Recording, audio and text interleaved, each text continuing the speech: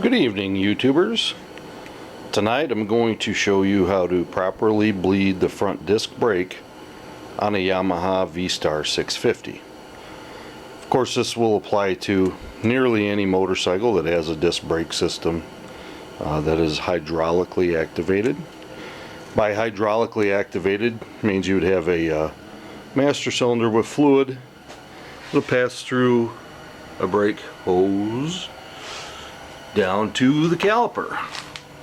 The caliper then, of course, the pressure of the fluid behind the pistons, this is a 2-piston caliper here, squeezes those pucks together, which creates friction on your rotor, slowing the bike down. So basically the first thing you want to do, you realize maybe you've, I would recommend changing the brake fluid probably every 2 seasons. It's easy enough to do, it's cheap, and it's just good to keep fresh fluid in your bike. So the first thing to do obviously is to realize you need to do that. Then you need to get the correct tools. Now, since I don't have a rack, I got this nice foam pad here that's easy on my knees. I got a Mighty Vac vacuum operated pump for this, which comes with all the fittings. It comes with this reservoir here, the tubing. Of course, you're going to need some fresh brake fluid. You're going to need a Phillips screwdriver for the master cylinder cover, and believe it or not, a 5/16 wrench is what fits the bleeder screw on this bike. So we're going to start with that. You need to have the proper tools, and obviously, as you can see too, brake fluid will ruin some paint and polished surfaces, so you want to do what you can to minimize that. So I've wrapped the caliper, wrapped the fender. You definitely don't want any fluid on there, and have that ready. Of course, with the hose, you're going to hook it onto here. So we pull this little nipple off here. It's just a little rubber boot. Drop that, take your hose and stick it on there. But before we're getting too far, you should stick the box end of your wrench at a point to where you can get some leverage on it to turn it, because you're going to need to do that, and then put your hose on. Of course, it's a little loose, but when you pull the vacuum on it, that will take care of the looseness. So on to plan B, which is going to include popping the master cylinder cover off so we can put some fluid in there. That's pretty basic, little Phillips screwdriver action. And you have the lid topped off. Okay, now we can see I got the lid off. The master cylinder is empty. The reason being is this bike was basically a full rebuild, had been in a crash. I pulled the front forks off and everything, and took everything apart, cleaned it all, and reassembling. So you take your fresh brake fluid, and then you can see exactly what I'm talking about with the paint running all over the place. And try to find yourself a towel of some sort. I did not expect that to happen, but of course that's what you get for not being prepared. And while this should be can be handled with 1 person, 2 people, never a bad thing to have out in the garage. So okay, got that done. Of course, a lot of it's got to do with the angle of the master cylinder and everything else. I really didn't plan that out so well. So make sure you get your lid back on your of course, dropping my lid. This is not a very indicative of, well, it is. Chances are you're going to run into the same stuff.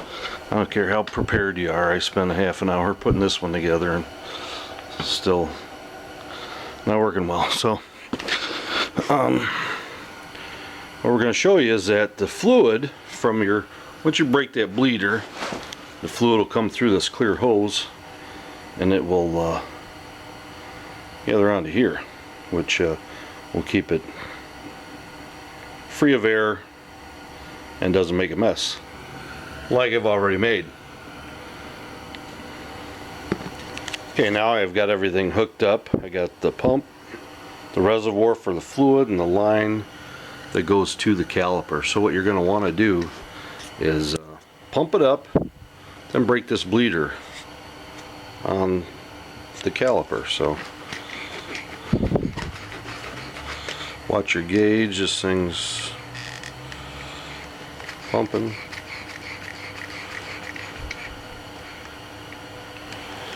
Now you want to make sure in this procedure to constantly check your master cylinder fluid level, which looks like we'll get a couple more attempts out of this one. The outlet hole is right there in the middle. This is just a guard, I think, like a splash guard. You want to keep that covered with fluid, or you're going to introduce more air into the system, which bleeding a brake system is in fact trying to get air out of the system. So we're going to give this another couple pumps here. Get up around 20 inches and maybe you can see the fluid coming out.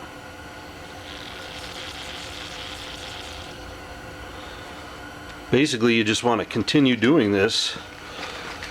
Pump it up to about 20 inches of vacuum every time.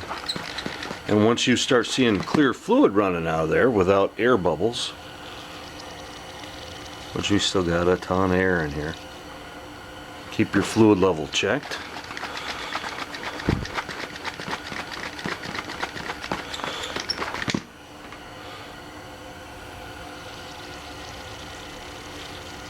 You can see it scrolling into the reservoir there.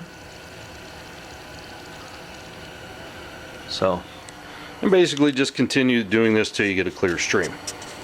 Well, I didn't show all of the bleeding involved because it's been about a half an hour and about 422 different actions. I finally got a good feel on the brake handle, but you can see the mess, you know, nothing like line coming off and spilling brake fluid all over. And thankfully did not get any on the paint. And you can see good lever action right there. That's about what you want, about an inch off the grip, and it's firm, hard, not going anywhere. So I will take the master cylinder cover off at a later time and sand that up. I'm not really a big polisher chrome, you know, there's enough on the bike, so I'll probably satin it to match the triple trees. I removed all the stock clear coat and just made it satin, match the legs and the forks. But you can see almost writable. I actually could write it now. Have some wiring stuff to finish up for the headlight. That's about it, but otherwise she's coming along. The back fender mounted on there, and gas tank's a 2-minute deal. Hook up a speedo cable and the wires to the speedo and the gauge. Put the side covers back on and go for a ride, and hopefully once it quits raining here, I don't care if it's 40 degrees, I'll go for a bike ride. So, but that in a nutshell is a good way to get yourself a brake system bled, something like that. Just takes a little longer than I had anticipated, but it was a system that had been open, so there was no fluid in the system for quite some time.